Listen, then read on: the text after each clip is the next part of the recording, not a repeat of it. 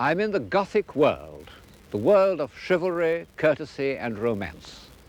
A world in which serious things were done with a sense of play, where even war and theology could become a sort of game, and when architecture reached a point of extravagance unequaled in history.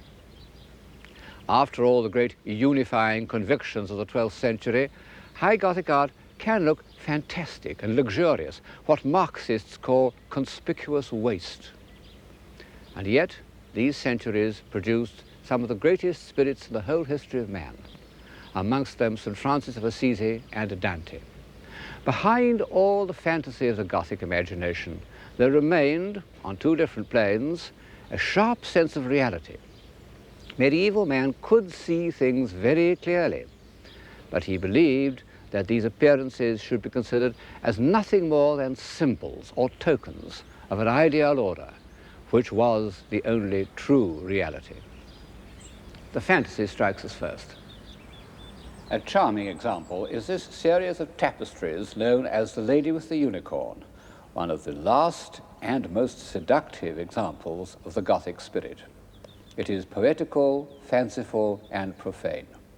Its ostensible subject is the four senses, but its real subject is the power of love, which can enlist and subdue all the forces of nature, including these two emblems of lust and ferocity, the unicorn and the lion.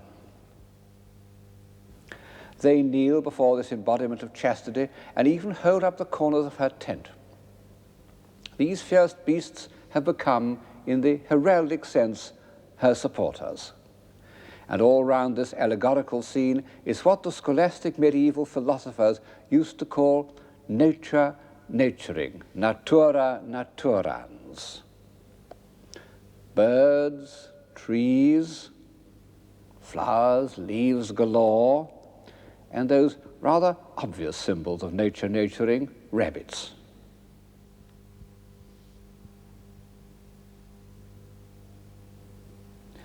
There is even nature domesticated, sitting on a cushion. What an image of worldly happiness at its most refined, what the French call the douceur de vivre, which is often confused with civilization.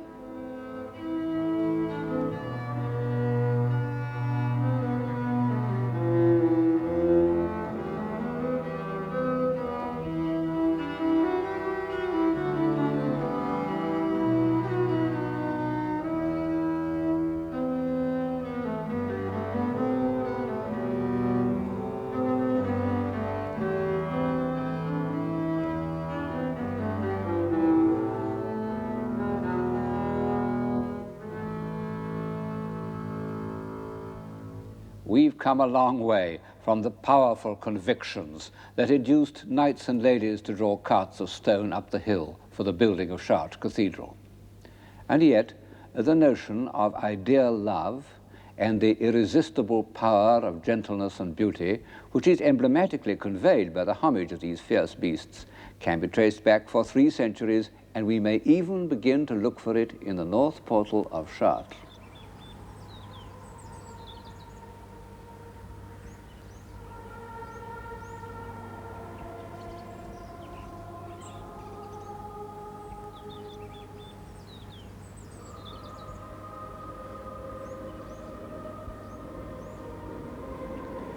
This portal, the north portal, was decorated about the year 1220, and it seems to have been commissioned by that formidable lady Blanche of Castile, the mother of St. Louis.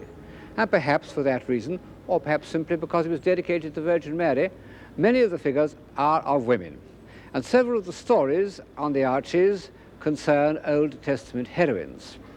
And at the corner is one of the first consciously graceful women in Western art. Only a very few years before, women were thought of as like this. And those were the women who accompanied the Norsemen to Iceland. Now, look at this embodiment of chastity, lifting her mantle, raising her hand, turning her head, with rhythms of self-conscious refinement that would have become mannered, but here are genuinely modest. In fact, she represents a saint called Saint Modeste, but she might be Dante's Beatrice. Of the 2 or 3 faculties that have been added to the European mind since the civilization of Greece and Rome, none seems to me stranger and more inexplicable than the sentiment of ideal or courtly love. It was entirely unknown in antiquity. Passion, yes. Desire, yes, of course. Steady affection, yes. But this state of utter subjection to the will of some almost unapproachable woman, this belief that no sacrifice was too great, that a whole lifetime might properly be spent in paying court to a disdainful lady or suffering on her behalf. This would have seemed to the Romans or to the Vikings not only absurd but unbelievable. And yet for hundreds of years it passed unquestioned. It inspired a vast literature from Chrétien de Troyes to Shelley, most of which I find completely unreadable. And even up to 1945, we still retained a number of chivalrous gestures. We raised our hats to ladies and let them pass first through doors, and in America, pushed in their seats at table. We still subscribed to the fantasy that they were chaste and pure beings in whose presence we couldn't tell certain stories or pronounce certain words. Well, that's all over now. But it had a long run, and there was much to be said for it. How did it begin? The truth is that nobody knows. And most people think that, like the pointed arch, it came from the East, that pilgrims and crusaders found in the Muslim world a tradition of Persian literature in which women were the subject of extravagant compliment and devotion. I don't know enough about Persian literature to say this is true, but I do think that the Crusades had another, less direct influence on the concept of courtly love. The lady of a castle must always have had a peculiar position, cooped up with so many unoccupied young men who couldn't spend all their time fighting. And when the lord was away for a year or two, the lady was left in charge. She took on his functions and received the kind of homage that was accepted in a feudal society. And the wandering knight who visited her did so with the mixture of deference and hope that one gets in the troubadour poems. Pour mon cœur relais au ciel veuille une chanson faire.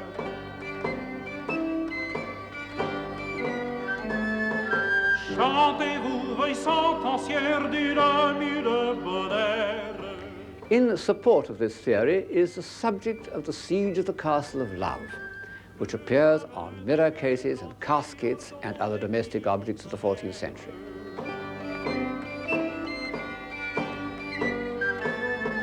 Certes, y a le lit à une sœur, hélas, car elle a très tous mon cœur pris en ses lacs, celui qu'on devait avoir brillerait.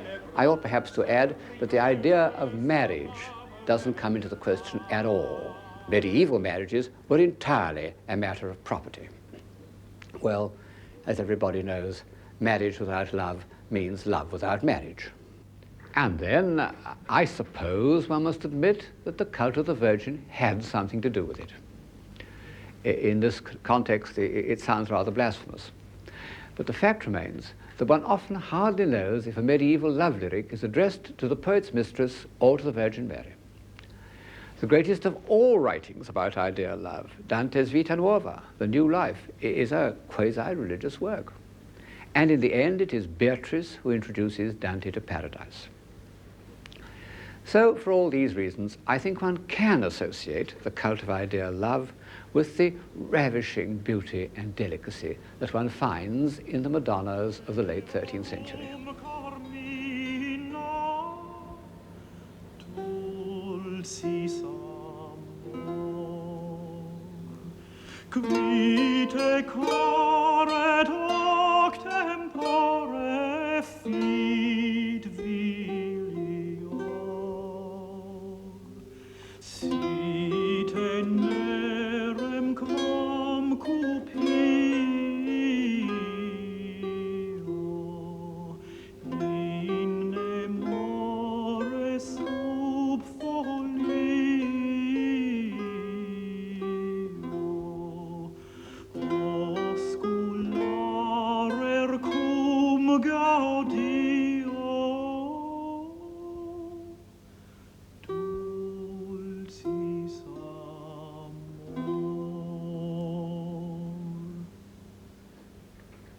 Courtly love was not only the subject of lyrics, but of long, very long stories in prose and verse.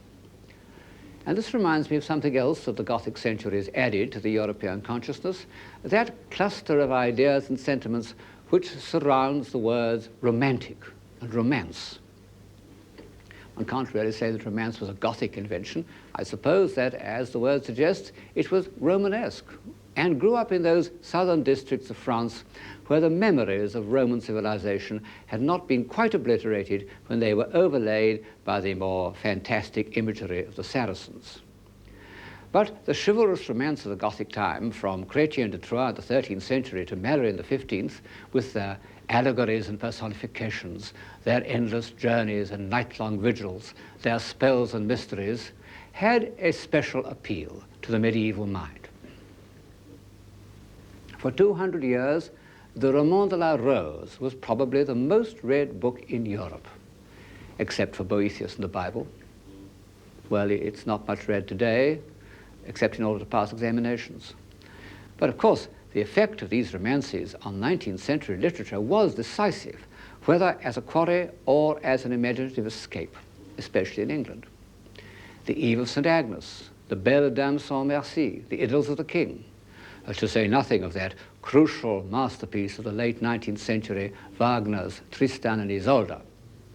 One can't say that Gothic romance hasn't played a part in our experience, if only at second hand.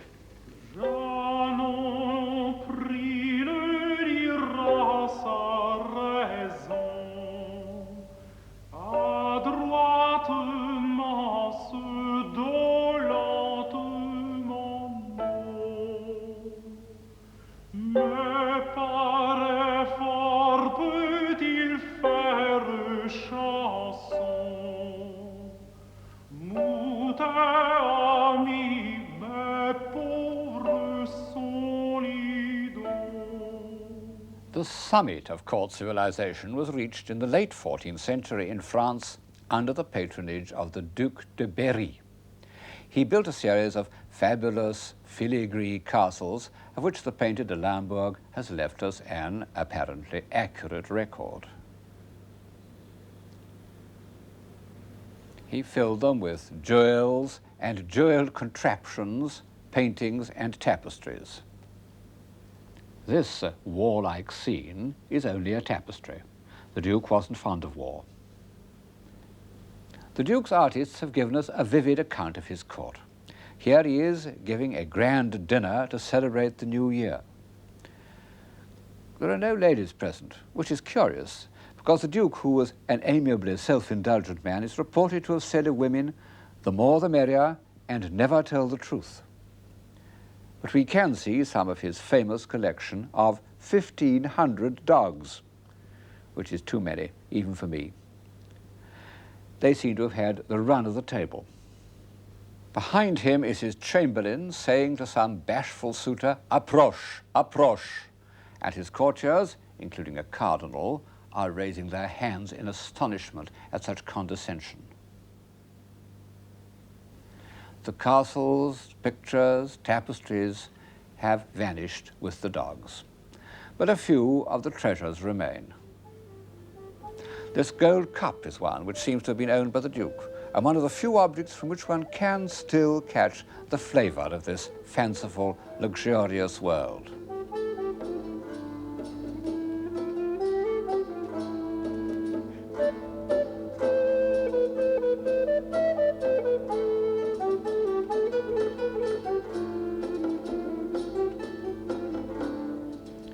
And this, nominally a reliquary, but actually an extravagant but charming tie.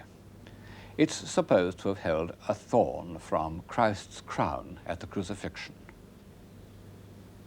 There were many patrons of art and collectors at that time, but the Duke was peculiar in that the arts were his whole life. And to pay for his collections, he taxed his subjects mercilessly, and they probably wouldn't have agreed with this miniature where St. Peter seems to be admitting him to heaven without the usual formalities. It was a colder world for peasants. The manuscripts illustrate Another capacity of the human mind which had grown up in the preceding century, the delighted observation of natural objects, leaves and flowers, animals and birds.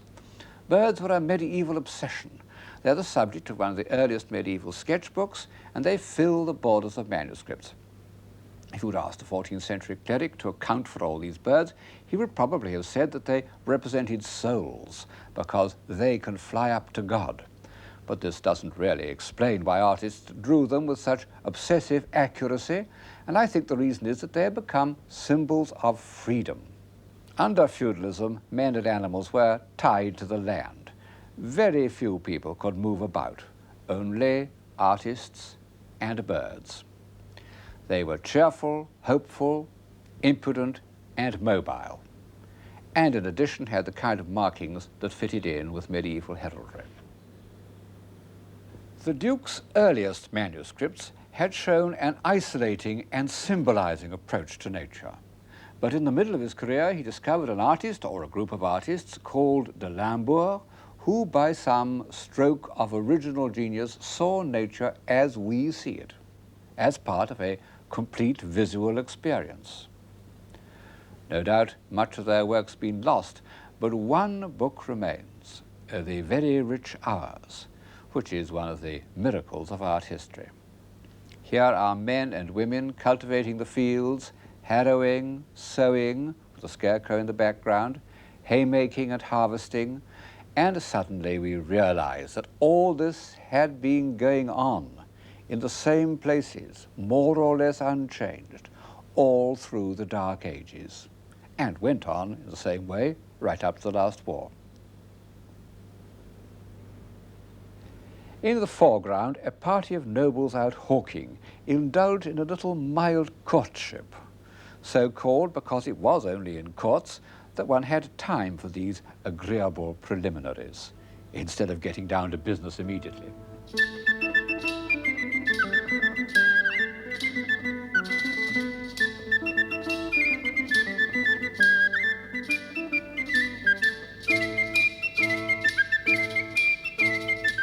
Then, in May, everyone puts on crowns of leaves and goes out riding. What a dream! No society has ever been more elegant, more debonair, more dainty. Those French and Burgundian courts were the model of fashion and good manners all over Europe.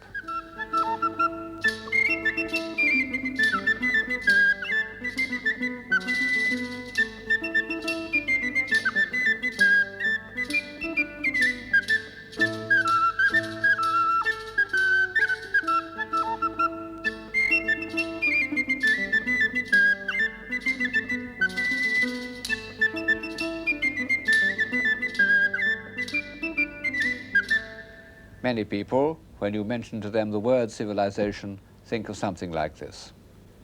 Well, it isn't to be sneezed at. But it isn't enough to keep a civilization alive, because it depends on a small, static society that never looks outside or beyond. And we know from many examples that such societies become petrified, anxious only to hold on to their own social order. The great, indeed the unique merit of European civilization has been that it has never ceased to develop. Even the idea of courtesy could take on an unexpected form. In the years when the north portal of Chartres was being decorated, a rich young dandy named Francesco Bernardone suffered a change of heart. He was, and always remained, the most courteous of men. He was deeply influenced by French ideas of chivalry. And one day, when he had fitted himself up in his best clothes in preparation for some chivalrous campaign, he met a poor gentleman whose needs seemed to be greater than his own, and gave him his cloak. That night he dreamed that he should rebuild the celestial city. Later, he gave away his possessions so liberally that his father, who was a rich businessman in the Italian town of Assisi, decided to disown him, whereupon Francesco took off his remaining clothes and said that he would possess nothing, absolutely nothing.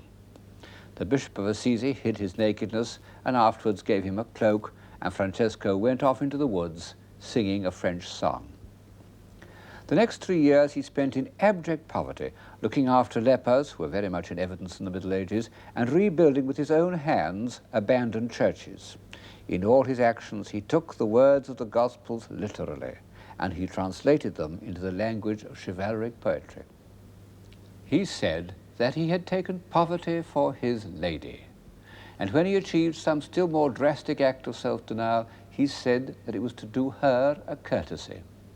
It was partly because he saw that wealth corrupts and is the cause of war, but partly because he felt that it was discourteous to be in the company of anyone poorer than oneself. I have so far illustrated the story of St. Francis by the work of the Sienese painter Sassetta, because although he painted so much later, the chivalric Gothic tradition lingered on in Siena as nowhere else in Italy, and gave to Sassetta's sprightly images a lyric, even a visionary quality, more Franciscan than the ponderous images of Giotto. But I must now change to Giotto, not only because he lived 150 years earlier than Sassetta, that's to say, much nearer the time of St. Francis, but because he was chosen to decorate the great church where I'm now standing, the Church of St. Francis, built very shortly after his death. How many of these frescoes are really by Giotto's own hand is an open question. Modern English scholars have taken it into their heads to say that Giotto practically never went to Assisi at all. Italian scholars think that he painted nearly all of them. I'm inclined to think that Giotto was one of those artists, like Raphael, who attached much more importance to invention than to execution. He was quite prepared to let his pupils, there must have been a small army of pupils, carry out his ideas. The ones here above my head, I'm pretty sure he painted himself because they have all his weight and dramatic power. Where he seems to me to fall short is in his actual image of the saint. It's too grave and commanding. It has none of that sprightliness almost, that sense of joy, which St. Francis valued almost as much as courtesy itself.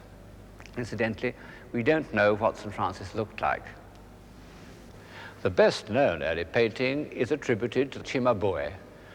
It looks quite convincing, but I'm afraid that it's entirely repainted and only shows us what the 19th century thought St. Francis ought to have looked like. From the first, everyone recognized that St. Francis was a religious genius, the greatest, I believe, that Europe has ever produced.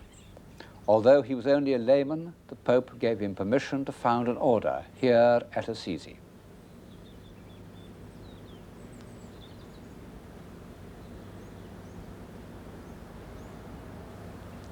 St. Francis died in 1226 at the age of 43, worn out by his austerities.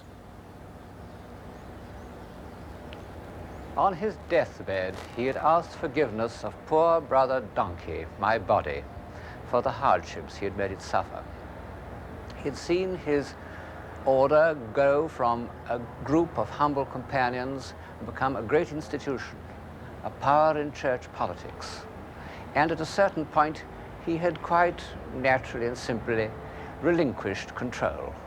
He knew that he was no administrator.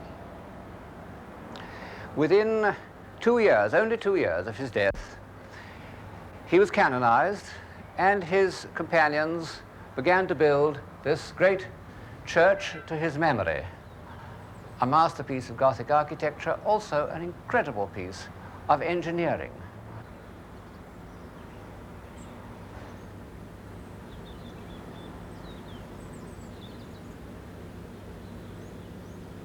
Two churches, one on top of the other, a huge monastery, all built on arcades, and of such hard stone that it's almost impossible to believe that it's original 13th century work. I think it must have been built by a castle architect. It was decorated by all the chief Italian painters of the 13th and 14th centuries, from Cimabue onwards, so that it has become the richest and most evocative church in Italy. Amen.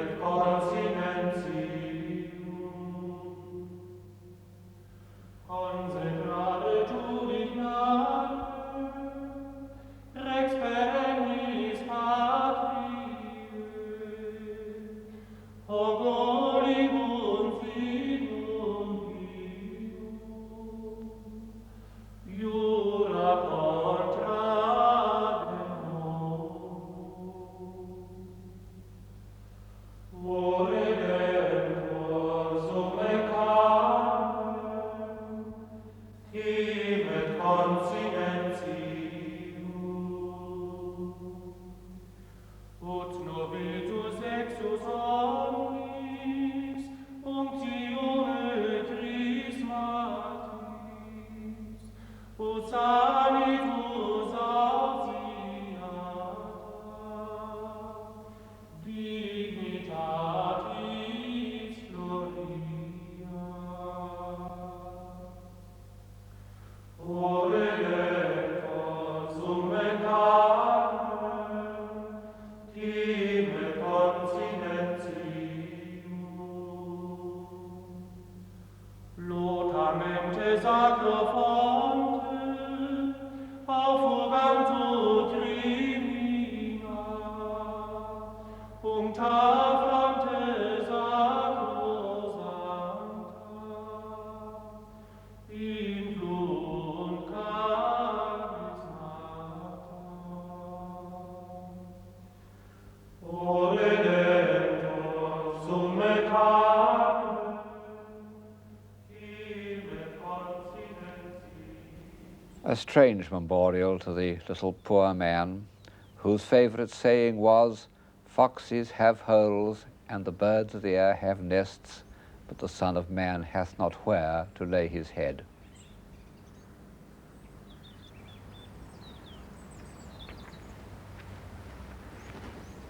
But of course, St. Francis's cult of poverty couldn't survive him.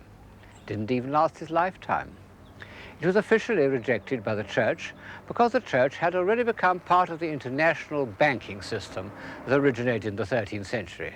And those of St. Francis's disciples who clung to his doctrine of poverty, called Fraticelli, were denounced as heretics and burnt at the stake. And for 700 years, capitalism has continued to grow to its present monstrous proportions.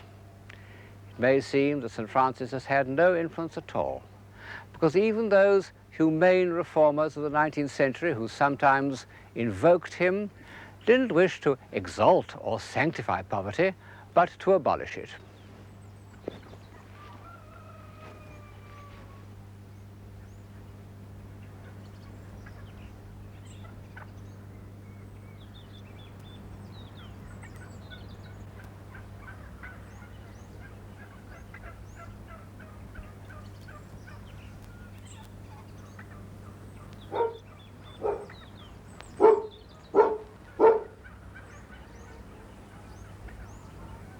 And yet, his belief that in order to free the spirit we must shed our earthly possessions is the belief of that all great religions have in common, East and West, almost without exception.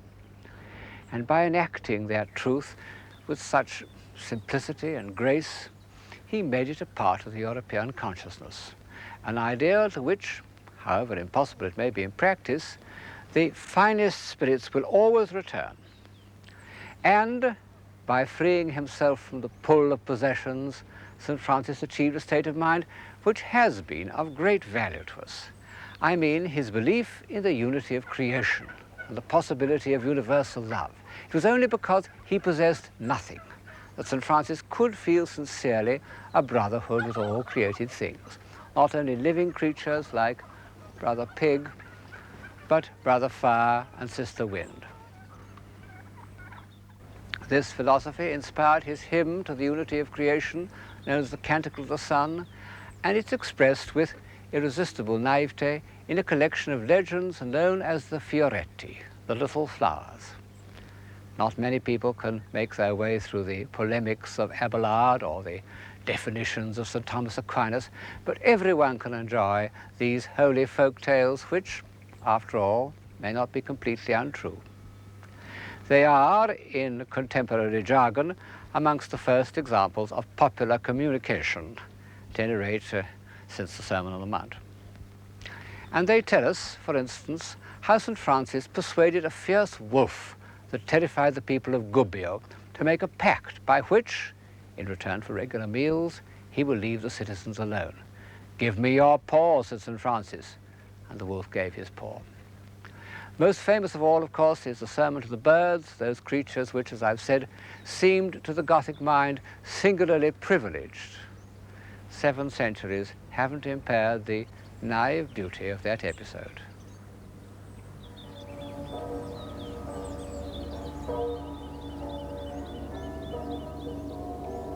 St. Francis is a figure of the pure Gothic time, the age of crusades and castles and the great cathedrals. Although he put it to strange and marvelous uses, he belonged to the age of chivalry. Well, however much one loves that world, I think it remains for us infinitely strange and remote. It's as enchanting, as luminous, as transcendental as the stained glass that is its glory. And, in the ordinary meaning of the word, as unreal.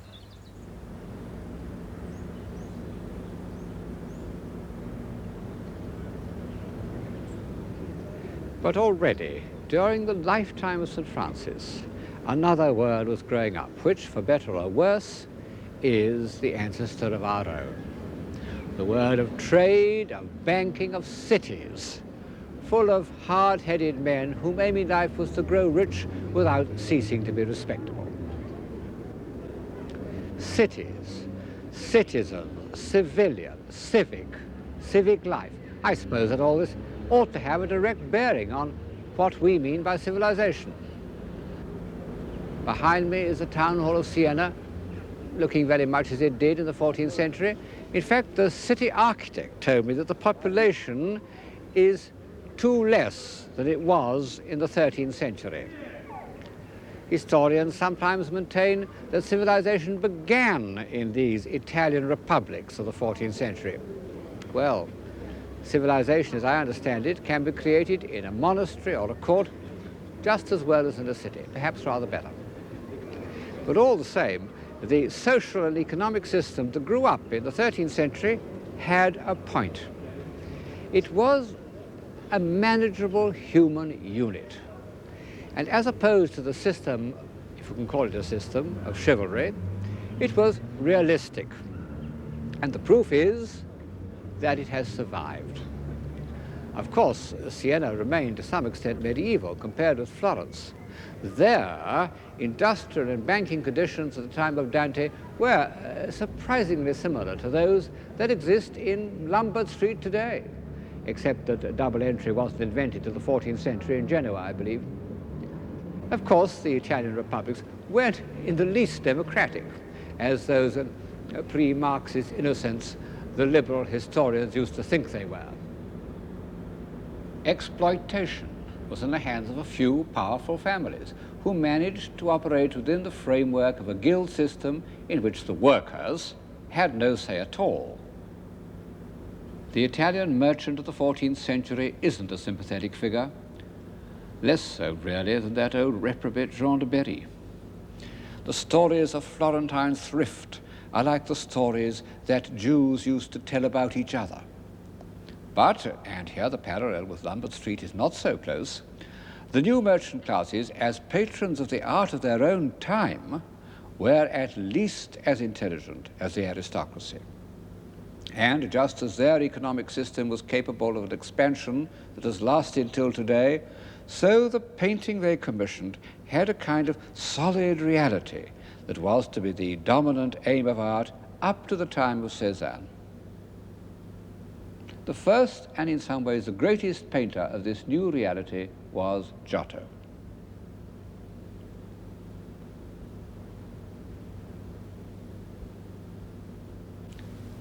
This is one of Giotto's frescoes in the Arena Chapel in Padua.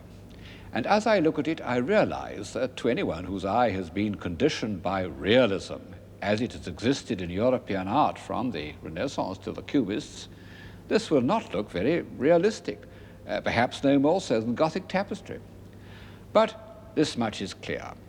Instead of a decorative jumble, it concentrates on a few simple, solid-looking forms arranged in space. Giotto had, more than any artist before him, the ability to make his figures look solid. He manages to simplify them into large, comprehensible, apprehensible shapes, and it gives one a profound satisfaction to feel that one can grasp his figures so completely. He needs to make his figures more vividly credible because he wishes us to feel more intensely the human drama in which they are involved. Once we have, so to say, learnt Giotto's language, we can recognize him as one of the greatest masters of painted drama that has ever lived.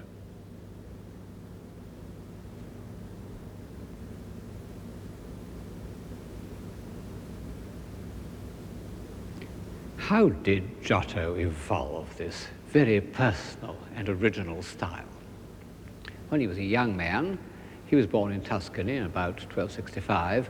Florentine painting was really only a less polished form of Byzantine painting. It was flat, flowing, linear, based on traditional concepts which had changed very little for 500 years. For Giotto to break away from it and evolve this solid, space-conscious style was one of those feats of original creation that have occurred only 2 or 3 times in the history of art.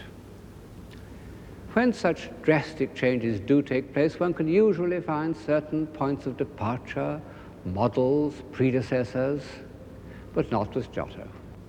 We know absolutely nothing about him till the year 1305, when he decorated a small plain building in Padua, known as the Arena Chapel, and made it, to anyone who cares for painting, one of the holy places of the world.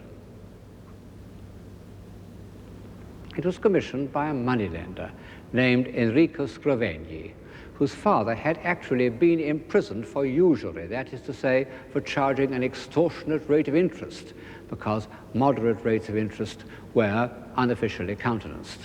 And it's one of the first instances of the new rich commissioning works of art as a kind of atonement, a practice that has benefited the world almost as much as vanity and self-indulgence.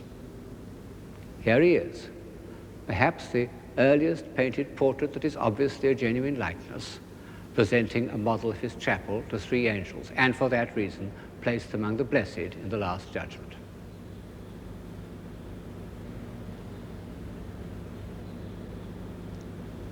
Giotto is the supreme dramatist of human life in all its diversity.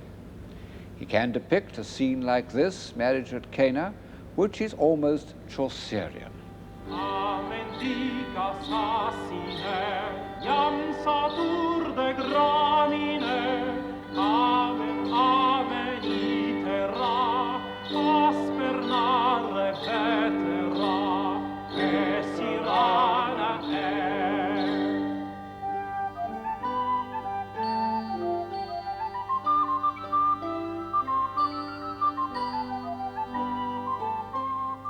Behind the pots stands the pot-bellied host who tastes with astonishment the wine that has been created out of water.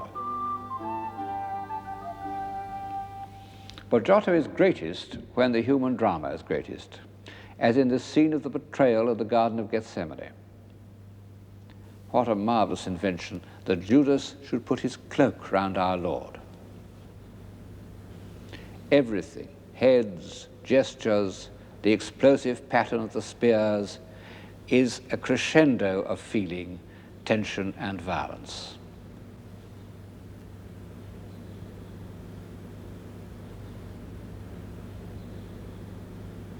But he can also achieve the lyrical beauty of the Virgin's wedding procession.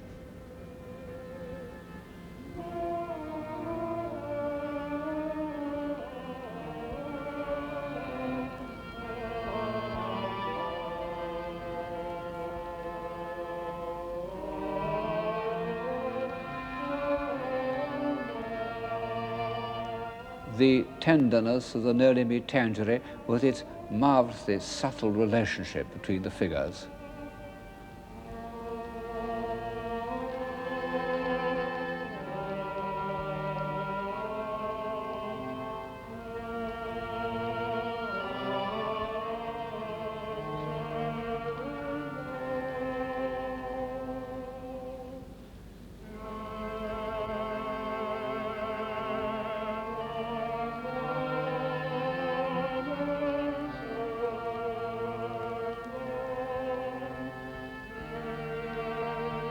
And finally, the Lamentation over Christ's dead body. It's a masterpiece of pictorial construction, a sort of model for high academic painting for 500 years. But this technical aspect is soon forgotten. Look at the gestures and the heads of the mourning women. They need no words from me.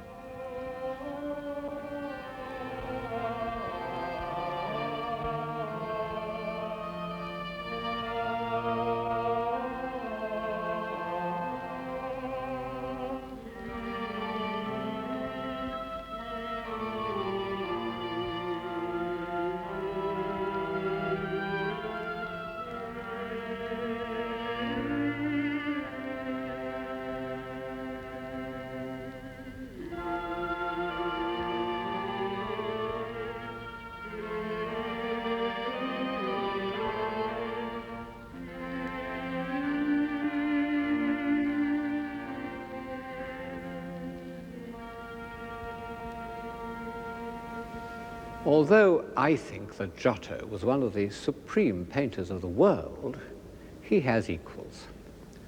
But in the year of his birth, and in the same district, was born a man who is unequaled, the greatest philosophical poet that has ever lived, Dante. Since they were contemporaries and compatriots, one feels that it should be possible to illustrate Dante by Giotto. They seem to have known each other, and Giotto may have painted Dante's portrait. In fact, their imaginations moved on very different planes. Giotto was above all interested in humanity. He sympathized with human beings, and his figures, by their very solidity, remain on earth. Well, of course, there is humanity in Dante. He lived in the thick of Florentine politics, and all the characters he had pitied or hated or admired appear in his poem, not only as representatives of good and evil, but with the vividness of real people. But Giotto lacked Dante's philosophic power and moral indignation, that heroic contempt for baseness that was to come again in Michelangelo. Above all, that vision of a heavenly order and the intellectual power to make it comprehensible.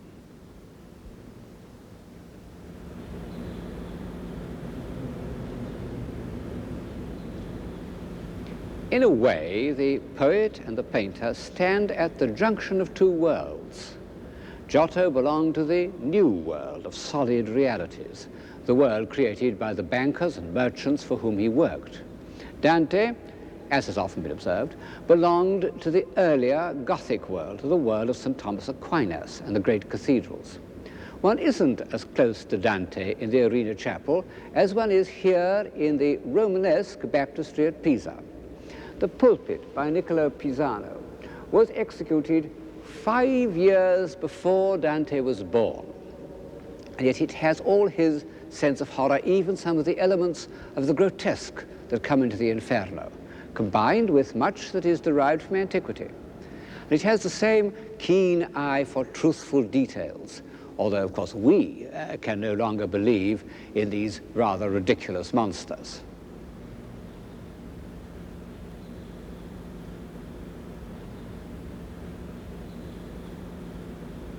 Niccolo's son, Giovanni, about 15 years older than Dante and Giotto, and deeply influenced by the Gothic art of the North, seems to me perfectly to reflect the Dantesque spirit. Giovanni Pisano was one of the great tragic dramatists of sculpture. The pulpits he carved at Pisa and at nearby Pistoia depict a terrible world. Here is the grief-filled suffering of the massacre of the innocents.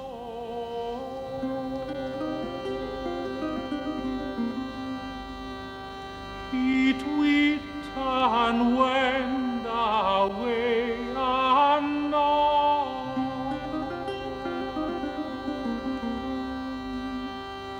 The languor that each he knows,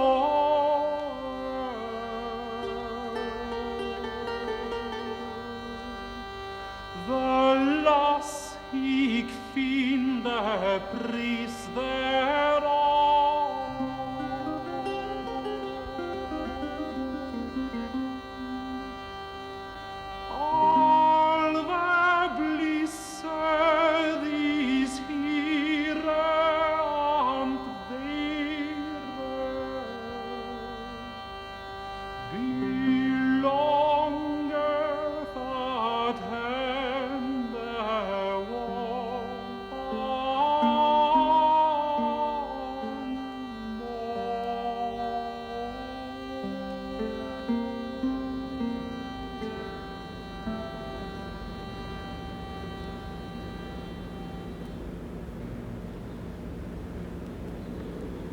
But Giovanni Pisano's feeling of tragic indignation was only one side of Dante. In the second half of his great poem, from the middle of the Purgatorio onwards, there are moments of disembodied bliss to which no artist of the time did justice. Nor were the painters of the 14th century ready to reflect Dante's feeling for light. Like all the heroes of this series, Dante thought of light as a symbol of civilized life. And in his poem, he describes accurately and economically light in all its varying effects. The light of dawn, light on the sea, light on leaves in spring. But all these beautiful descriptions, which are the part of Dante that we like best, are only similes. They are introduced by the words as when. They are intended to illustrate and make comprehensible to our earthbound senses the vision of divine order and heavenly beauty.